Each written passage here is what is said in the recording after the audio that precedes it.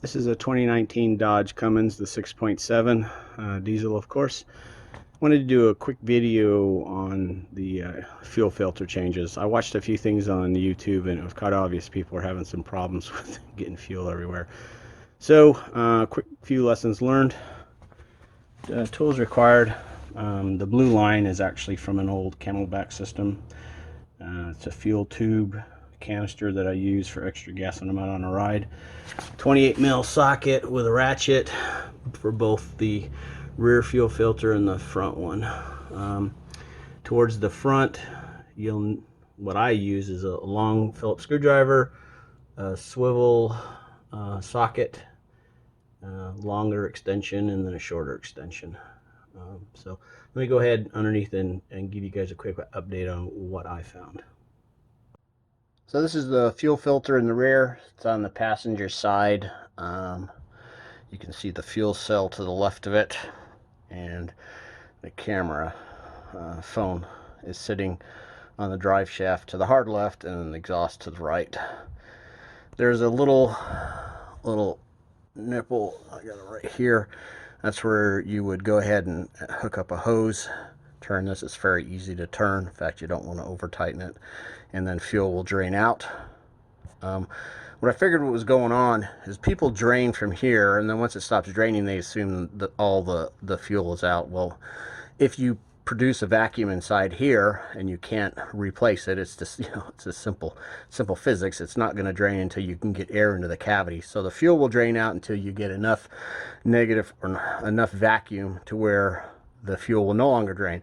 So I found is if you go ahead, drain as much as you can from here, close it up, go ahead, put your 28 mil socket on here with your ratchet, go ahead and loosen this until just when you start to see the O-ring showing on the edge here. And then if you go ahead and put your drip line back on, open this back up, you will start getting the rest of the fuel out. You might have to play with the cap a little bit to let the air in. It might drain or drip a little bit from here when you open it up too far. You just got to find the right balance. So mess with it. You're going to get a couple drops on the drive line. I would say, maybe 10 drops total if you're good at it. But by no means are you going to get drenched in fuel when this cap comes off because of the filter.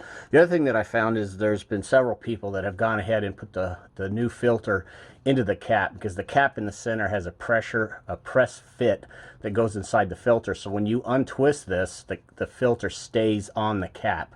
It's better if you look at the filter top. It's got some notches in it, and go ahead, the new filter, and just shove it up inside, find the notches, and then push it the rest of the way so it's a press fit. The cap is designed, it's got like a cone on it, so it's going to find its way to center. You don't go ahead and put the filter on the cap and then the cap inside. Don't do that. Shove the filter. That's my recommendation. But if you do that, you greatly reduce the amount of fuel you get all over you. So if you got any questions on this one, drop me a question in the comments. It's obvious this is a fuel filter up on the engine. It really hasn't changed for a good many years. Down below that yellow knob, you can see it down there. Won't be able to get my hand all the way. It's right there. That's a drain for the fuel filter canister right here. If you go ahead and open that, once again, you're going to get partial drain. You might not get very much at all, and then you're going to get that vacuum effect inside the canister, and no more fuel is going to come out. So when you pop the lid off, you're still going to get not a lot, because you're not sitting upside down like the other one, but you will get a decent amount that will drip out around all the way around it. So I went ahead and, oh, by the way, this one down here has a hose on it that extends down just above the front differential housing, the ring and pinion area. So what I did is I took that same fuel canister, put it on the diff, ran the hose inside, opened that up, drained it out. Then I went ahead and twisted this cap off until just when the O-ring was showing, and opened that up down there again, and long and behold, more fuel drained out. And of course, once it drained out, now you can see that cap. I've actually got this cap all the way off. It's not even screwed in anymore, and there has been absolutely no fuel that has dripped off to the sides or anything like that. So a much better way of doing it. The cap takes the same 28 mil socket. If you put some type of swivel head into the socket and then run your extensions There's what I found back with my, I think it was my 2001 to be honest, between the firewall and this wire harness clip.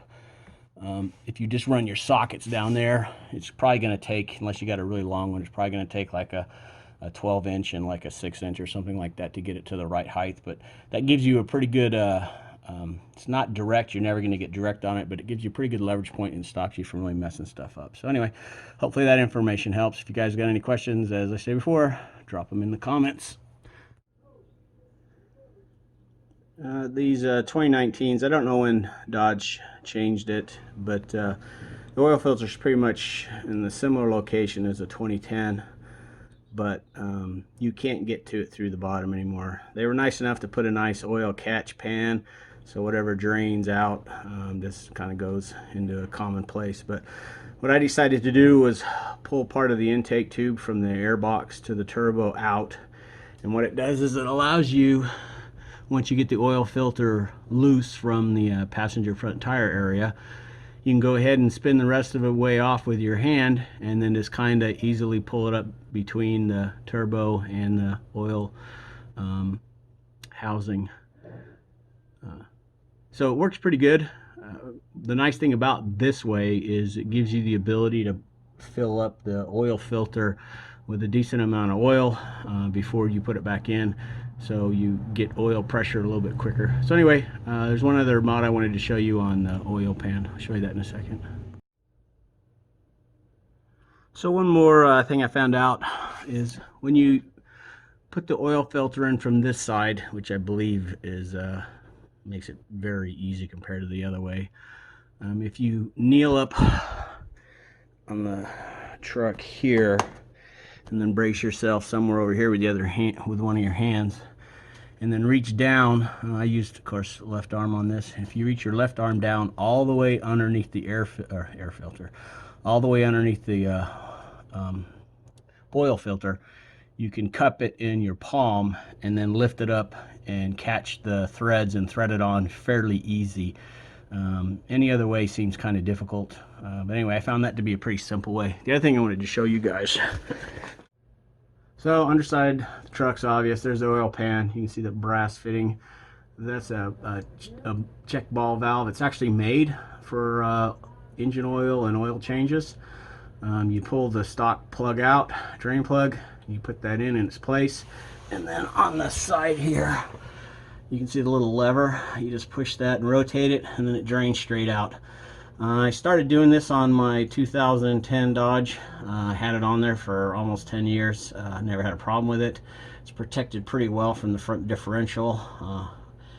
I guess if you did a lot of rock crawling with your diesel truck, then you might need to not go this route, but never had a problem with it, and man, it makes oil changes so nice. But anyway, got it off Amazon. If you got any questions on the item, drop me a question in the comments. Have a good one, guys.